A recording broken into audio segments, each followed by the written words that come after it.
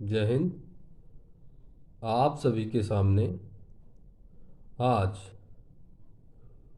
कैने का संग्राम, बैटल ऑफ कैने के बारे में चर्चा करेंगे। My dear student, specially for BA BSc 1 जो वेस्टर्न मिलिट्री हिस्ट्री पढ़ते हैं उनके लिए ये बहुत इम्पॉर्टेंट है। आज हम इसके बारे में चर्चा करेंगे कि कैने का संग्राम कब और कैसे हुआ, क्यों हुआ, कहाँ पर हुआ, इसकी एज क्या थी, ये किस सन में हुआ और इसका वेस्टर्न मिलिट्री हिस्ट्री में क्या महत्व है। सबसे पहले अगर कैने के संग्राम को जनरल का संग्राम कहें तो इसमें कोई अतिशयोक्ति नहीं होगी। कैने का संग्राम, बैटल ऑफ कैने, जो 216 बीसी ईसवी वर्ष में हुआ था, जो कैने नामक स्थान पर हैनिबल और वैरो के द्वारा लड़ा गया। इसके अलावा कार्थोस और रोम के मध्य अनेक युद्ध हुए थे जो प्यूनिक युद्ध के नाम से जाना जाता है, प्रसिद्ध है। हैनिबल ने स्पेन में एक सुदृढ़ सेना का निर्माण करके स्थल मार्ग से रोम पर इसलिए आक्रमण किया क्योंकि वह गाल्स को रोमन के विरुद्ध उभारना चाहता था। दूसरा कारण यह था कि उसने बहुत से संभरण स्थलों पर भर्ती केंद्रों के निर्माण में भूमिका निभाई थी, जो कि उसने संचार मार्ग को बराबर सुरक्षित बनाए रखते हुए यह कदम उठाया। समुद्र की ओर से आक्रमण वह इसलिए नहीं करना चाहता था क्योंकि समुद्र पर उसका अधिकार समाप्त हो गया था। कार्थोस तथा रोमन सैन्य शक्ति के बारे में चर्चा कर लेंगे कि कार्थोस और रोमन की सैनिकों की संख्या क्या थी, उनकी कैपेसिटी क्या थी। पोलिबियस ने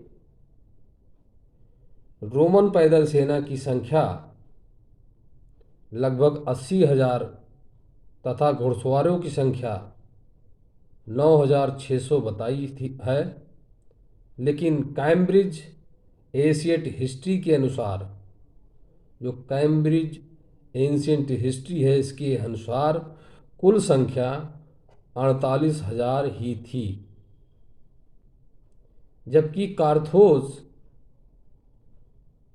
की 40,000 पैदल सेना और 10,000 घुड़सवार सेना थी।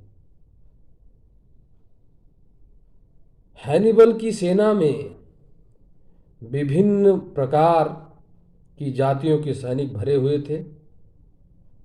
इन सैनिकों को उनके एक सुदृढ़ युद्ध रचना में खड़ा किया जाता था। गाल और स्पेनी सैनिकों के मध्य में उन्नतोत्तर आकार में खड़ा करने की प्रथा थी। पारसों पर अफ्रीकी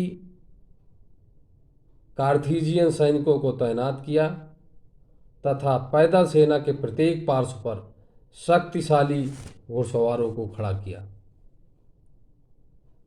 रोमन सेना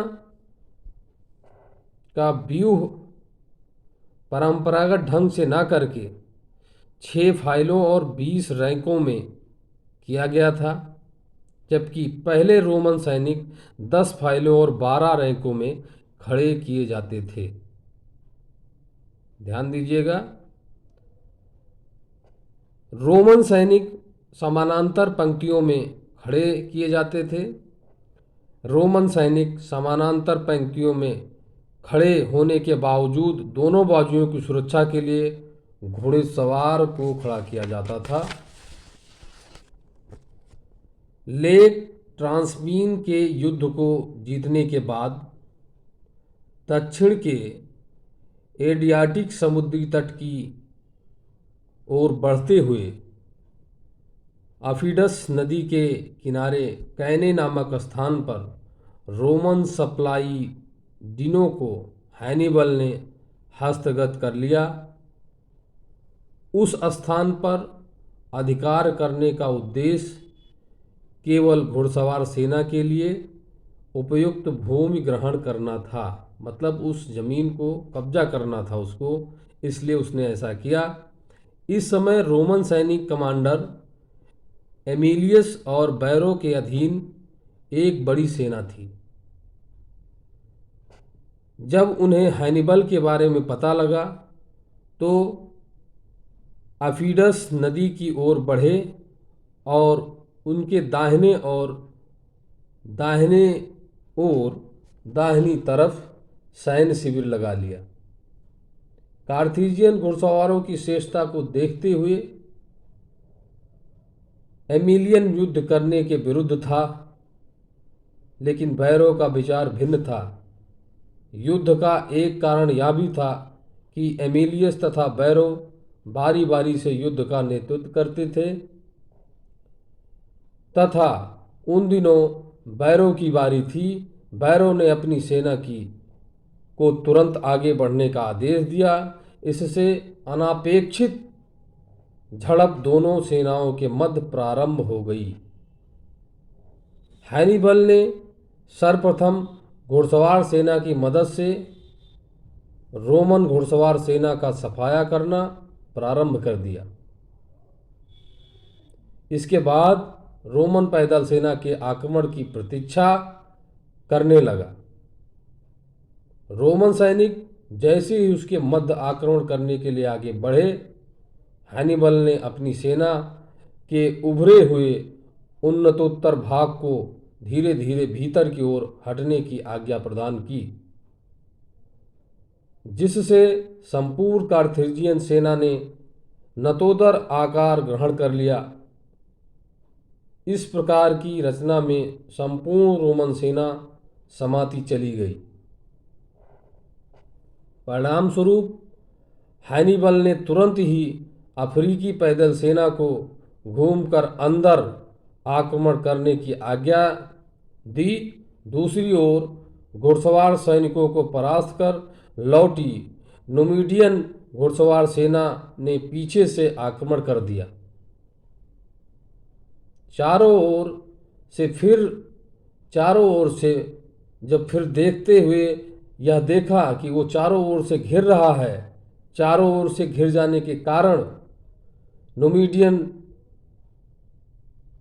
की घुड़सवार सेना ने अधिकांश सैनिकों को मार डाला, जिससे रोमन लीजन की करारी हार हुई। पोलिबियस के अनुसार 70,000 रोमन मार डाले गए तथा 10,000 बंदी बनाए गए थे, जबकि हैनिबल के केवल 5,700 सैनिक काम आए। बुलर के अनुसार, बुलर एक मिलिट्री थिंकर है, उसने कहा है कि कैने की विजय हैनिबल की सामरिक बुद्धि के कारण पैदा हुई। इस प्रकार रोमन लीजन का पतन हुआ। यहाँ से मिलिट्री हिस्ट्री चेंज होती है और जो वर्चस्व रोमन लीजन का ग्रीक फ्लेक्स के खत्म होने के बाद यूरोप में आगे बढ़ा था, इस युद्ध के बाद समाप्त हो गया। आशा है कि आपको यह छोटा सा ओवरव्यू कहने के संग्राम के बारे में समझ में आया होगा। इसको विशेष रूप से आप बार बार सुने, जिससे आपको परीक्षा उपयोगी चीज़ें इस शॉर्ट लेक्चर से प्राप्त हो सके। हमारा उद्देश्य है कि आपको वेस्टर्न मिलिट्री हिस्ट्री के बारे में अवेयर करना, नॉलेज देना, जिससे आप आने वाली प्रतियोगी परीक्षाओं में अच्छा अंक हासिल कर सकें और अपना ज्ञान बढ़ा सकें। मिलिट्री वेस्टर्न मिलिट्री हिस्ट्री के तहत